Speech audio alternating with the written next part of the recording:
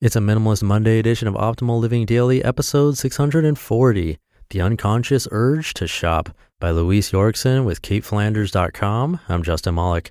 Happy Monday and welcome to Optimal Living Daily in the OLD Podcast Network, where we narrate thousands of blog posts for you for free.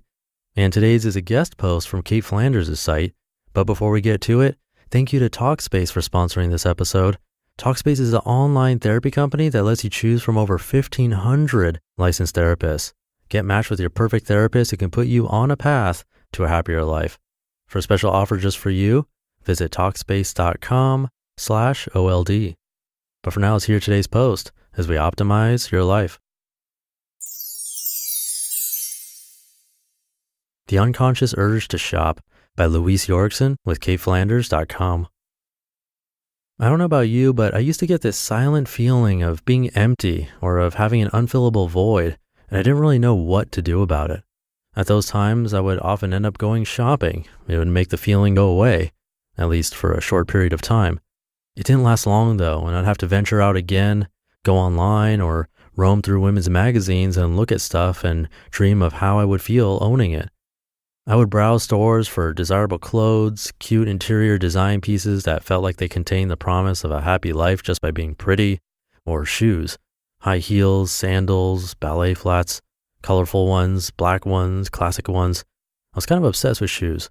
All of it felt like a way to express myself and to convey who I was and indicate my place in the world. I would spend a lot of time and a lot of money, oftentimes more than I actually had. And I remember feeling slightly guilty and would often hide what I had bought for my boyfriend that I was living with at the time. When I was in it, I didn't understand what was driving me other than the desire to look good and surround myself with pretty things, which feels like the most natural urge in our time and age. Something shifted in 2012 though when I went solo backpacking in Thailand.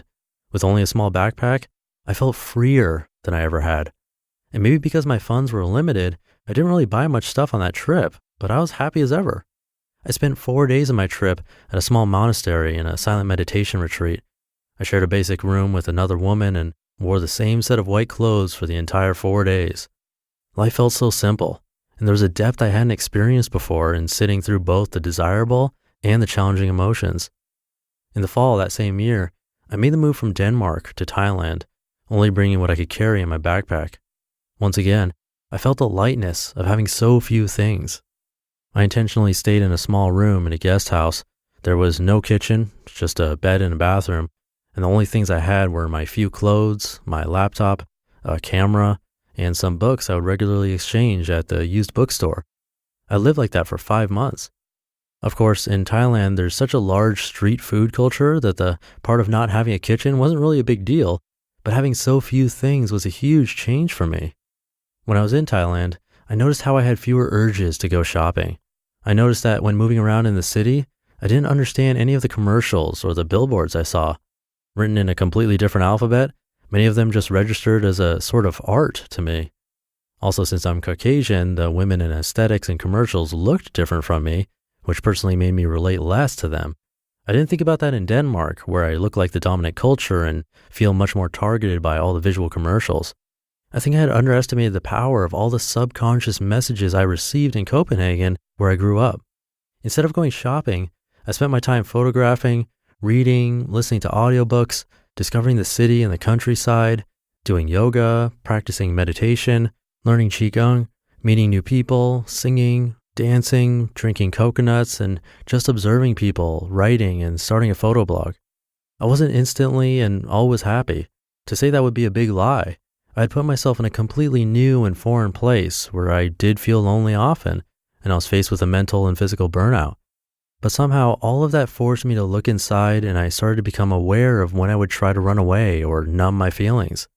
What used to be an unconscious urge that I would regularly feed dissipated. What felt so liberating to me was that I realized I could take back my personal power by becoming more aware of the underlying things that drove me, the emotions I would try to numb and the desire to express myself. I could then actively decide if I wanted to spend my money and what I wanted to spend it on, which then gave me more power to decide how much I needed to work and what my personal priorities are in life. I believe self-expression is a core human need, and it deserves to exist separately from having to constantly spend money. 2 years ago, I sold my apartment and everything I owned back in Denmark. I thought it'd be difficult, but it's actually easier than I thought. People would ask me if it was hard to let go of things. Yes, I could feel an emotional bond to some things that had been part of my history. But if I allowed myself to feel that and then shift my mindset and realize it was just a thing and that no part or value would be taken away from me as a person if I gave it away, then the bond would loosen and eventually disperse. Sometimes I would simply think about when I die. None of the things I own will be mine anymore, and it gave a weird but liberating perspective to the objects I felt attached to. Beautiful things can still have an almost hypnotic effect over me. My immediate instinct is to just want them, even though I might not need them. When I visited Denmark some years ago, I was struck by how many beautiful things there were everywhere. And just by looking at shop windows, I could feel this old familiar urge rise in me, an urge to have the things. If I took a step back, noticed the urge and walked past the shop, it would disappear surprisingly quickly. I started using a mantra whenever I'd go out in the world where it was almost inevitable to be window shopping. I would look at things while repeating to myself, things I don't need, things I don't need, things I don't need. It really worked for me. I think it created a distance between the things and me, so fewer emotions would be triggered. I still buy things and I still value beauty, but the greater personal awareness has led me to find beauty in other places as well. I spend a lot more time in nature now, and creative expression has become a big part of my life. Moving to the other side of the world was an external shift that kickstarted a fundamental internal change, and it feels great to have more power over the decisions I make in my life. You just listened to the post titled The Unconscious Urge to Shop by Luise Jorgensen with CaitFlanders.com. And thank you to Talkspace again for keeping the show alive. Talkspace is the online therapy company that makes it easy to connect with an experienced, licensed therapist that you pick based on your preferences, and it's very affordable, much less than traditional therapy. You can send your therapist text, audio, and video messages, or even do a live video chat. Talkspace therapists are fully licensed and go through a rigorous screening process. Plus, they've done thousands of hours of supervised professional training. So to match with your perfect therapist, go to Talkspace.com/old. And we have a special offer just for you. You can use the code OLD to get $30 off your first month, all while showing support for this podcast. That's the code OLD, and you can use that at Talkspace.com/OLD. And Luise is a friend of Cait Flanders who guest posted recently, very recently actually, and she's a mindfulness coach, and you can find more about her on her site, which is simply her full name. And if you don't know how to spell it, come by the original post on Cait Flanders' site, which is linked in this episode's description. All right, that'll do it for today. Have a great start to your week, and I will see you tomorrow, where your optimal life awaits. Hey, this is Dan from the Optimal Finance Daily podcast, which is a lot like this show, except more focused on personal finance. Justin handpicks the best posts he can find from blogs and authors like Ramit Sethi, Mr. Money Mustache, and more, and I read them to you 5 days a week.